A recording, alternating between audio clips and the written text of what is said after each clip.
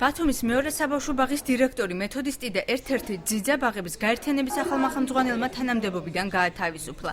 გათავისუფლების მიზეზად ნატალია ზაქარიაშვილი იმ ფაქტს ასახელებს, რომ 10-მდე ბავშვი საპირფარეშოში ერთდროულად საკუთარ რიგს ნახევრად შიშველი ელოდებოდა. განცხადების მიუხედავად უწყებაში გათავისუფლების შესახებ ბრძანება ჯერ არ დაწერილა. საფუძველს არ იძლევა, რომ ერთი საპირფარეშოა და ამიტომ ბავშვები იყვნენ ჩახდილები და ელოდებოდნენ. რას ნიშნავს ეს ვერ გავიგე? ერთი ბავშვი მოისაქმებს, შემოვიდეს მეორე. ეს ჩახდა რას ნიშნავს ვერ გავიგე? რატო უნდა იყოს ბავშვი ესეთ მდგომარეობაში, რატო უნდა ელოდებოდეს? როდესაც ამ ფაქტს მე შევესწარე, ამაზე თვალები აღარ დამეხუჭია. გათავისუფლებულია 3 ადამიანი. გამგე, მეთოდისტი და მასწავლებელი. მეორე საბავშვო ბაღის პედაგოგები არსებულ პრობლემას ადასტურებენ, თუმცა აქვე განმარტავენ, რომ ბაღების გაერთიანებაში მეორე ბაღში საპირფარეშოების სიმცირის შესახებ ინფორმირებული იყვნენ. გათავისუფლებული პედაგოგი ამბობს, რომ 45 ბავშვისთვის მხოლოდ 1 უნიტაზი და 4 ღამის ქოთანია განკუთვნილი. ის ფაქტი დაფიქსირდა, რომ იყოს გაერთიანების ხელმძღვანელი მოსული ახალი და ამ დროს 1 უნიტაზზე იზრდა ბავშვი და 4 შეყვანი მიყავდა, რომ გაშოქზე გამეჯინა. ეს ყველა მიცოდა, რომ არაა სამყოფი, 45 ბავშვია და 1 უნიტაზია. აღსაზრდელების მშობლები აცხადებენ, რომ ბაღების საპირფარეშოში უნიტაზების სიმცირის გამო ბავშვების შიშველ მდგომარეობაში რიგში ყოფნა არ დაუფიქსირებიათ.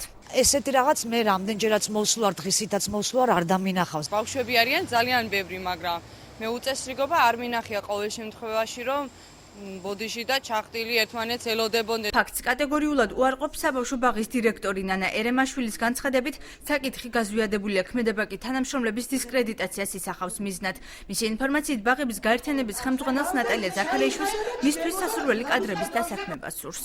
რიგში არ იყვნენ, შით იყო 4 ბავშვი, ჩემო კარგო. შიქ იყო და მასწავლებელი თავზე ადგა ამ 4 გოგონას. მიჩნდება ეჭვი, რომ ეს არის მიზან მიმართულად გაკეთებული. გულისხმობ იმას, რომ ჩანაცვლება უნდათ. მეორე ბაღში საპირფარეშოს სიმცირის შესახებ ინფორმაცია არ აქვს ბათუმის მერს ჯემალ ანანიძეს. მისი განცხადებით, აღნიშნულ ბაღში გასულ წელს მხოლოდ იატაკი შეკეთდა. სხვა პრობლემა კი არ დასმულა. ბათუმის მერი ამბობს, რომ მარტივი შინაგანაწესის დარღვევის ფაქტზე ბაღების გაერთიანების ხელმძღვანელი მხოლოდ შენიშვნით უნდა შემოფარგლულიყო.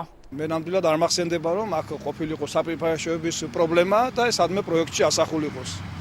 მე შემიძლია გავიხსენო, გასულ წელს 2013-ში ჩაუტარდა გარკვეული სარემონტო სამუშაოები იატაკს, რადგანაც იყო ამორტიზირებული, სარდაფიდან ამოდიოდა საშინელი სუნი, იყო ანტისანიტარი, ამიტომაც რემონტი ჩაუტარდა.